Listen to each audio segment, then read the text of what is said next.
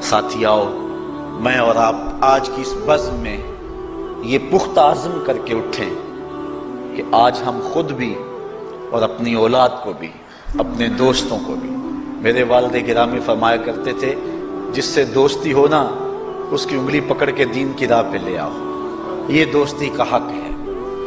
اس کے لیے آپ بہت کچھ کرتے ہیں لیکن اگر اس کو دین نہیں دیا تو کچھ بھی نہیں دیا۔ کوشش کرو میرا دوست ہو اور جہنم میں جائے۔ والدین بچے کے مستقبل کے لیے کتنی کوشش کرتے ہیں، لاکھوں روپیہ لگاتے ہیں مستقبل ٹھیک ہو تو، کرتے ہیں کہ نہیں کرتے؟ یونیورسٹیوں کے اندر، کالجوں کے اندر کتنی بھاری فیسیں بھرتے ہیں، کیوں اتنا کچھ کیوں کر رہے ہو؟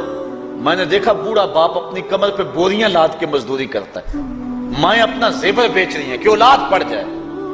میاں اتنا کچھ کیوں کر رہے ہو؟ جی مستقبل ٹھیک ہو جائے۔ یہ مستقبل کتنا ہے؟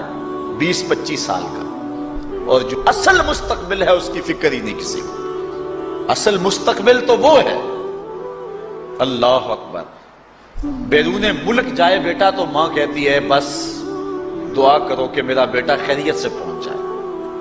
بیٹی کی شادی کرتی ہے تو ماں کہتی ہے دعا کرو کہ اپنے گھر میں اس کو چین مل جائے۔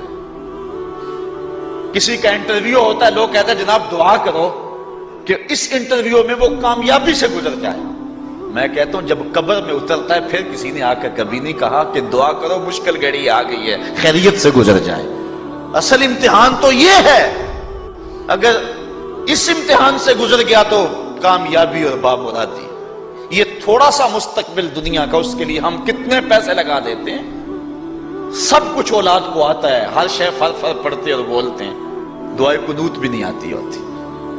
تو ہم اپنی اولاد کے لیے دین کا تحفہ اس کو کبھی نہ چھوڑیں۔ اللہ اکبر، کوشش کریں، محنت کریں۔ حضور نبی رحمت صلی اللہ علیہ وآلہ وسلم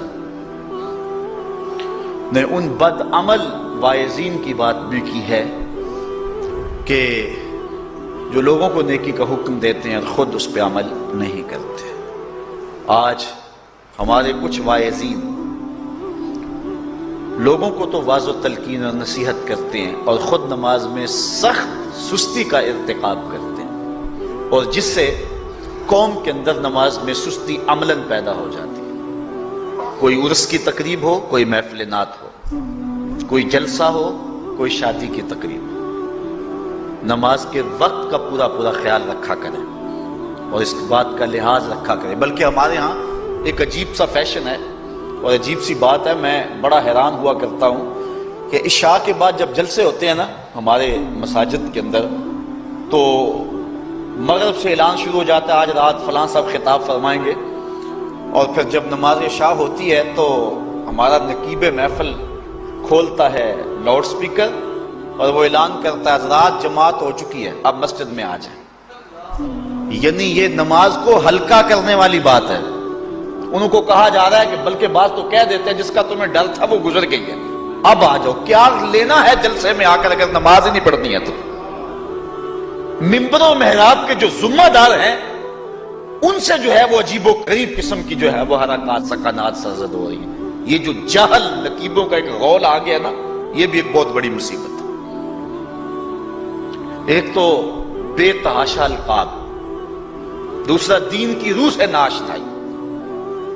وہ کسی نے کہا تھا نا کہ پہلے حضرت غوث پاک ولی بناتے تھے، چور سے کتب بناتے تھے، آج کل ہم بناتے ہیں۔ کہا تم کیسے؟ کہا ہمیں پتا ہوتا ہے یہ چور بیٹھا ہوا ہے، کہتے ہیں غوث زمان اور کتب دوران۔ بے تحاشا اور بے تکا انداز، اور پھر دین کی روح سے یہ ناشنائی کہ باقاعدہ اعلان ہوتا ہے جناب جماعت ہو چکی اب تو آ جاؤ۔ تو کیا کرنا ہے ساری رات جاگ کے اگر عشاء کی نماز ہی نہیں پڑھی تو نماز کو ہلکا کیا گیا ہے۔ اسی طرح جلسہ لمبا ہو رہا ہے اور نماز کا وقت سکڑ رہا ہے۔ ان چیزوں کا التزام کرنا ہے، ہم نے کوشش کرنی ہے۔ اور یہ بھی ایک مصیبت ہے کہ دربار بڑا اونچا ہے اور مسجد کے اندر جانوروں کی بینٹیں پڑی ہوئی ہیں۔ حیثیت تو مسجد کی ہے، دربار کی تو ثانوی حیثیت ہے۔ دربار پہ 3 کروڑ روپیہ لگا ہوا ہے اور مسجد میں چٹائیاں بھی موجود نہیں۔ اپنے بھی خفا مجھ سے ہیں بیگانے بھی ناخوش، کہ زہر حلاحل کو کبھی کہہ نہ سکا کند، بات وہی کہتا ہوں سمجھتا ہوں جسے حق، نہ ابلہ مسجد ہوں نہ تہذیب کا فرزند۔ بے تحاشا اور بے تکا انداز، اور پھر دین کی روح سے یہ ناشنائی کہ باقاعدہ اعلان ہوتا ہے جناب جماعت ہو چکی اب تو آ جاؤ، تو کیا کرنا ہے ساری رات جاگ کے اگر عشاء کی نماز ہی نہیں پڑھی تو نماز کو ہلکا کیا گیا ہے۔